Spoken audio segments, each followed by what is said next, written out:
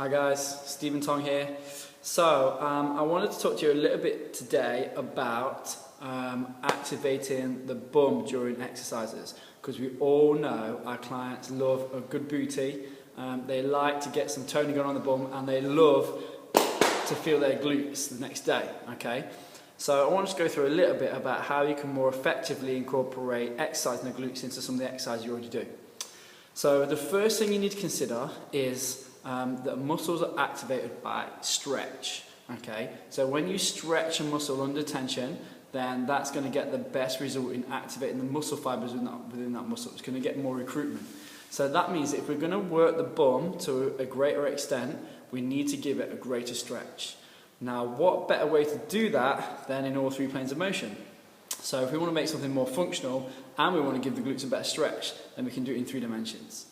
So you need to know a little bit about glute anatomy to make sure that you do that. So first of all, if we went back to basic A and P, then what that tells you is in the sagittal plane, straight forwards and backwards, the glute creates extension. Okay, so it goes backwards into extension. So I should do this standing up really.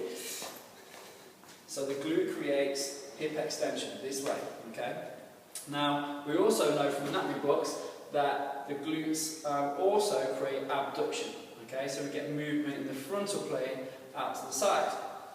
We also know that the glutes create external rotation. Okay, so they turn out the hip and turn out the foot in this motion here. Now, if we were to combine all of those motions together, we get a shortening of the glute. So we need to do the opposite, right? So that means that we need to create flexion, okay, in the sagittal plane. We need to create adduction in the frontal plane and internal rotation in the transverse plane. And that means I'm switching on my glute in all 3 planes. Okay? So if I was to then adapt, for example, a lunge to hit all those 3 different dimensions, then a lunge might look something like this. Okay? So I'm going to lunge across myself and with a bit of internal rotation. Okay? Another way I could do that is instead of using my feet to achieve those movements at the hip, I could use my hands. So I could also do a lunge, for example, with my hands this way. And that's going to achieve those same 3 motions at the hip, but driving from the top down rather than from the bottom up. Okay?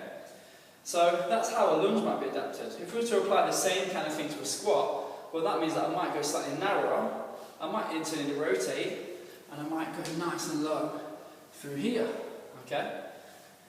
If I wanted to hit the squat a little bit harder through my hands and switch on this glute a little bit harder through my hands, then I might squat with this motion here. If I wanted to be really aggressive, I might decide that I'm going to do both, and I'm going to drive it from the feet and from the hands. Okay, so now I'm really getting a lot more activation on that right glute. I'm hitting the muscle in all 3 planes. It's going to be a much more effective workout. You're going to feel it a little bit more than you would the next day. Everybody's a winner, and the glute's happy, and your client's happy. Give it a try.